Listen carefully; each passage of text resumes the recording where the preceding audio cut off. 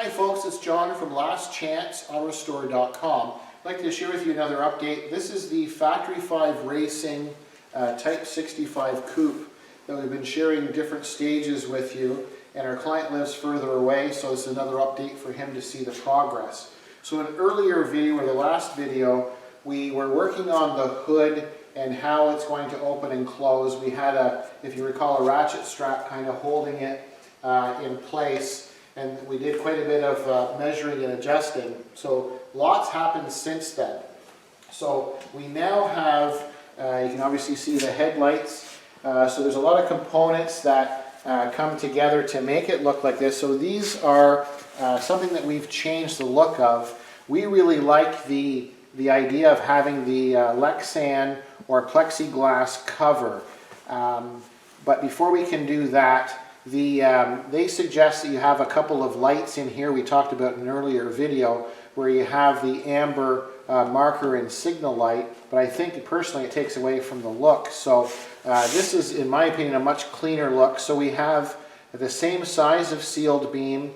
It's the upgraded H4 bulb, and then you can see, hopefully it'll come up in the camera, this bottom, they nickname it the cat eye. So this is an amber lens. That's a marker and a signal. So we're in Ontario, Canada. You're required to have an amber marker and signal in the front. So this is a nice way to do that. We can wire it up so that it'll be nice and clean looking with the headlight or the sealed beam. So in the earlier video we weren't able to open and close or show you the hood, but now we can. So for a camera person, kind of just comes over to the side here. We now have the latches here. So these are the latches that come with the kit that are supplied, and then this is an area that gets a mesh piece of trim. So we've done a lot of work on getting this to line up.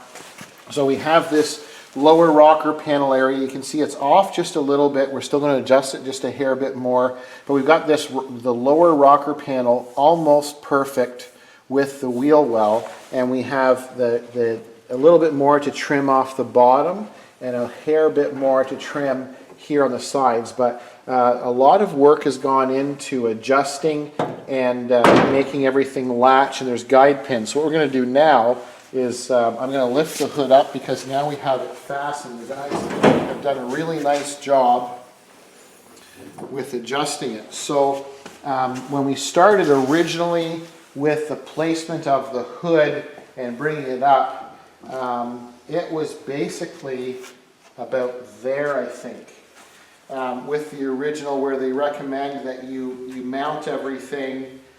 This vehicle had not only the radiator but also the AC condenser. So very few guys are adding AC, but when you do, it limits the amount of room in the front. So what we were able to do is relocate. We modified quite a bit. We trimmed a lot more off of the front nose, but it's not noticeable because it's way up under. The guys modified the brackets to give us some more travel. So now there's two reasons to have it up like this. One is, if you imagine at a car show, how much nicer that looks because everything is wide open, you can see it, but also serviceability. When you're going to, the customer's going to be polishing or cleaning the components or doing any kind of regular maintenance, this is basically wide open for him to do that. So we like the appearance of this. It was pretty tricky to get everything to kind of line up where it should. You'll notice in the front here we now have removed that box that was kind of an eyesore in my opinion. A lot of guys say I'm too anal for my own good, but I didn't like that exposed aluminum box. I didn't like the lip that was too short to match the hood. So we removed all of that. Just over there we got our sheet of thicker gauge aluminum. It's a higher grade of aluminum. So we're going to make our own box with a little bit better stuff, and then we're going to make it as one piece with threaded inserts, and it'll be removable. So we'll be able to bolt it in, and if there's any service or maintenance required, it'll be removable, and we're going to do some powder coating on it instead of keeping it just the plain aluminum. So I'm quite happy with the way this is looking.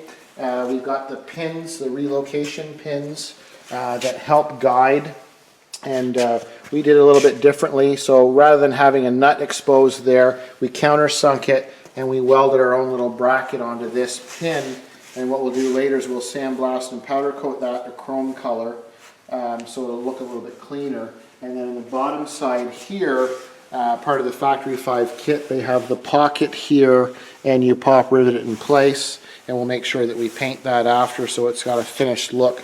But those are very important because when you go to set the hood down, there are the alignment pins that keep it true, and then you have the receiver end. We had to modify these, cut them shorter to fit for the latch itself because they were sticking out too far. There was no clearance. So it's just one of the things that you deal with when you're building a tribute car or a kit car.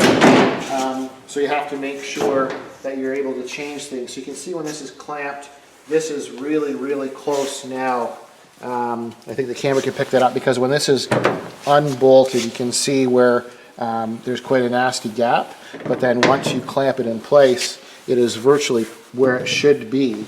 And if we come around the front and over to the passenger side, same kind of idea. You can see the gap that we have here, but then when we go to latch it, now we've got a nice line here. The distance, I'm kind of in the way for the camera person, but if the camera person shows you the wheel well and rocker, you can see that lines up perfectly now. We just have to do a little bit of work with the true gap between the hood and this lower part of the rocker panel. So a little bit of fine tuning, a little bit of fine trimming. So you can see we've got the masking tape line. Very, very important because we want to have the proper guide and reference marks when we're modifying that. The other thing that I mentioned in the earlier video about this front nose, we were talking about how sloppy some of the glue and where the seams were. So we've sanded basically all of the roughest part from the molds. And now this is an important step. So for those of you that are watching or thinking about doing one of these cars, there is a bunch of, I call it debris, I guess, that's still in these seams. It's a combination of wax from the mold, some adhesive, and all of that stuff is going to react if it's not removed.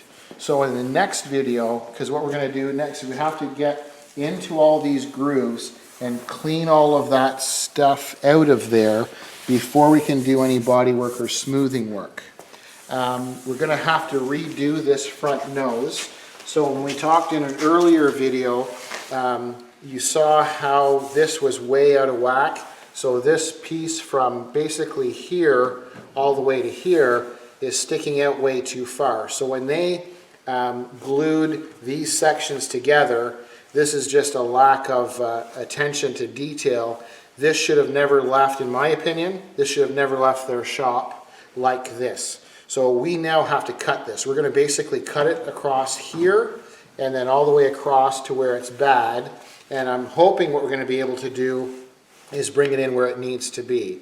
Because most guys would see this and say, well, you just put some body filler in there and smooth that all out with body filler, but then you're losing this whole definition line because of, and it's really deep here. It's almost a 1/4 inch. So I don't know if you can pick that up in the camera, but this to me is unacceptable. So we're going to have to deal with that. We'll cut it, we'll change it, and then we'll show you what we did once we have that relief cut done. And then, so now that we've got some progress on the nose, when we come over here to the driver's side, we didn't have the doors on or close to being on. As we mentioned in an earlier video, Factory 5 Racing intentionally, which is a great idea, have these doors larger than needed. So the whole front hood and fender one-piece nose is longer than it needs to be, and then you take measurements and then you have to cut, mark and cut, and then adjust everything so that you have the proper gaps between the body and the door.